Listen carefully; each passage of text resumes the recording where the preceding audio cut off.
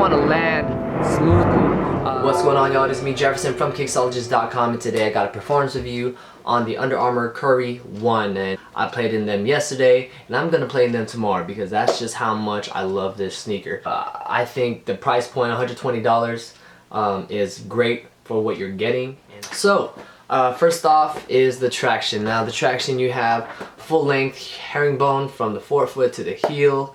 You're pretty much covered from left and right movements, lateral, up and down. The heel, you have this Under Armour branding that I thought initially would get in the way, but it doesn't.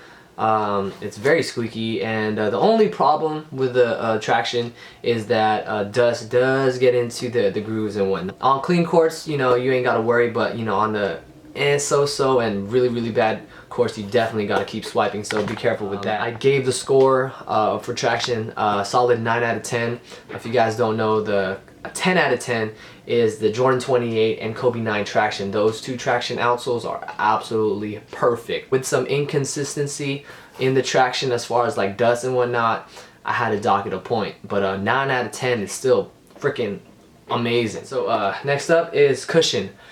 Cushion, the Under Armour used Micro G and also charged cushioning. What Micro G is, it's a foam technology, which is 30% lighter, making the shoe lighter, lower, bouncier, and stronger. It's very resilient. It's 30% thinner than your standard foams found in other shoes, which obviously decreases the weight, which is why the shoe's weight is very light. So Micro G is found throughout the foot. Charged cushioning is pretty much another layer of Micro G, or it allows the shoe to adapt to whatever situation you're in. So if you're just standing up, it feels like plush, feels comfortable, and then when you're running around and whatnot, it becomes responsive and all this stuff. It really I didn't see any like difference or anything. So all I know is that the cushion is very stable. Overall, man, the cushion is very consistent even up till now. I play in this shoe almost every time I go on court. Very good balance between stability and responsiveness. So if you have a shoe that's super responsive and super bouncy, you're losing a lot of stability, and it could lead to injuries and whatnot. So So this shoe maintains that awesome balance between those two, and I think it does a really great job. So I gave the cushion an 8.5 out of 10.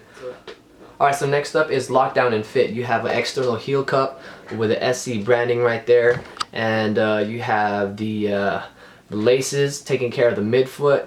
I did have some space, dead space in the forefoot, and actually around the midfoot as well. All I did to solve that was I usually wear Elite socks, just one pair of socks. I wore like a thinner sock, like some stance sock, just to get rid of the dead space. And just by doing that, I felt secure. That's just my issue, I think, because I have a thinner foot, skinnier foot, so I have to like you know, find ways to get around it. And you also have these Achilles kind of like notches and padding in the back right there. And you see that padding. Very nice job by Under Armour to incorporate those cushion padding right there. I think that's great. Alright, so the tongue is it's a nice size too. So you know, it kind of just wraps around your ankle and provide a really secure fit.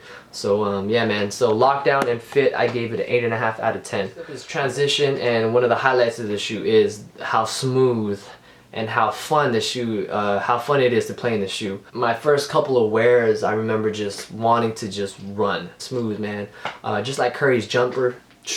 Dude, every time, man, this shoe was just, the transition was smooth. I gave it a 8.5 out of 10. Now support, like I said, man, support, you pretty much have this anafoam upper, which allows the foot to become very flexible, but it also supports the shoe. I had no issues about like tweaking over, falling over to the side or anything. The heel cup, the lockdown, the fit of the shoe just takes care of everything, and I think it's a supportive shoe for a lightweight package. I gave it an 8.5 out of 10. Support is there. You got this TPU plate right there, so it's not super flexible or anything.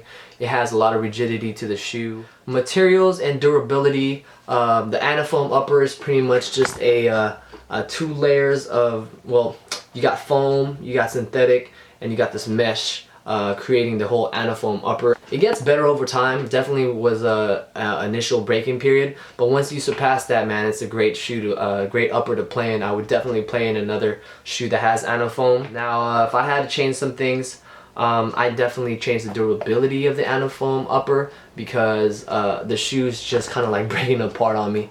Long term, I don't think the shoe's gonna hold up. On the toe box too, as you can see that, and that's what happens when you just love a shoe, man. You're just gonna beat it up to the ground. So I think the anafoam upper could use a little bit more durable materials on it. I definitely prefer this over the fuse and the mesh material on the on these Kobe 10s. Man, this shoe's just... But anyway, so ventilation is my last category. I gave it a 7 out of 10.